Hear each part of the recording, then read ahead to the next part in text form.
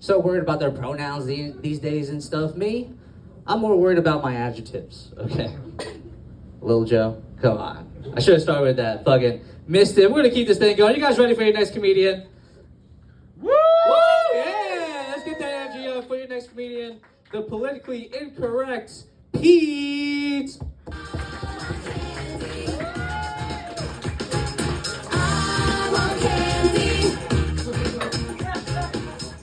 That song, I Want Candy, that's my trans roommate's favorite song, I Want Candy, as he regretted after he cut off his candy. Just kidding.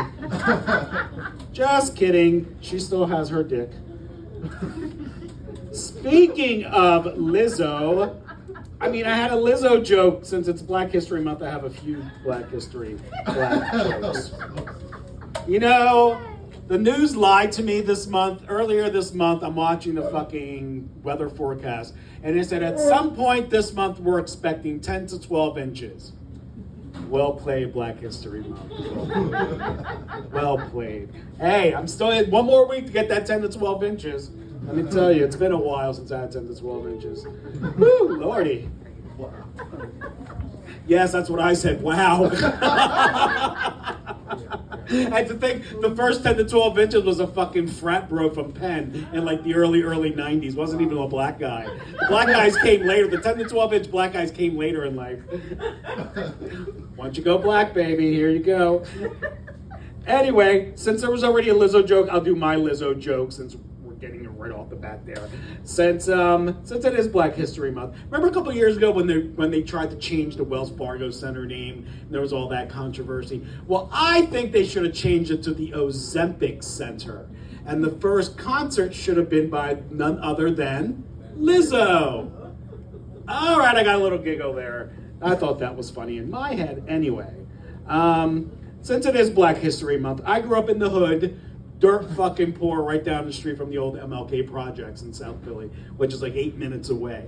And I went to high school and grade school with all the project kids. So all of my friends were black. I didn't care. I didn't have a problem with it. I didn't see color back then until it was taught to me later on in life, because that's how life goes. So I hung out with all the black kids near the project, which I was told never to go around. So when I was a young teenager, I grew up during the freaking freaking crack epidemic. And has anybody ever heard of a crackhead throwing contest? Yes.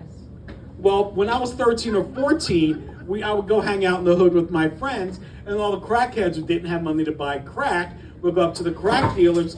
There we go. You bought it. All good. Anything to distract the comedian, right? Sure. You're doing great. So what would happen was they'd have crackhead throwing contests where they would pick up the crackheads over their heads and just throw them as hard as you can. And whoever got thrown the furthest got free crack. No lie. This was my life growing up, and that's just one story growing up near the hood. Are you kidding me? Jeez. But anyway, I'm being sued by my fucking neighbor. I live next door to this real estate investor, and her house is bulging, and her brickwork was bulging, and it's taking my house with it. So she's trying to play me, and she thought I was this like white gentrifying yuppie because I speak proper English. Well, that bitch found out real fast, that I grew up in pre-gentrified South Philadelphia, now known as Passyunk Square. The same house my parents bought in the early 70s for $15,000 is now over $700,000. Go fucking figure. Hey, I guess that's good for gentrification, right? Anyway, so this bitch thought she was gonna fucking play me. I fucking got on her nerves so bad. So far we've been in court twice. I made her cry twice.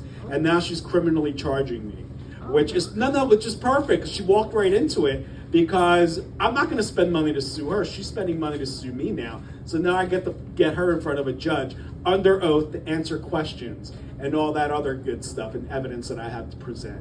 So I'm gonna fuck her. I'm gonna financially rape this bitch. I'm telling you, this stupid white Italian bitch. Oh my God. Anyway, Valentine's Day just passed, and I'm a firm believer that happy couples have good sex lives. And couples that have good sex lives have good marriages and happy relationships.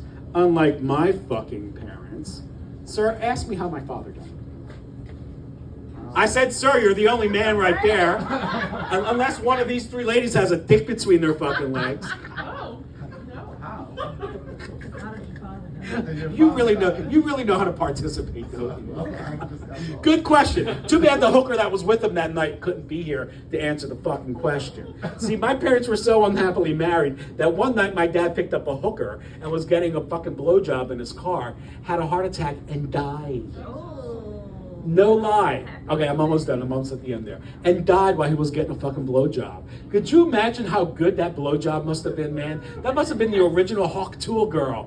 To give a man a fucking blowjob and kill him with a heart attack? I must have sucked over 10,000 dicks in my life. I have never given anyone a heart attack. I've given guys good head and good orgasms, but never a fucking heart attack. So you can say, folks, my father came and went. And that's my time. My name is Pete. Thank you. Every time I turn around, cats got their hands out, waiting some fun.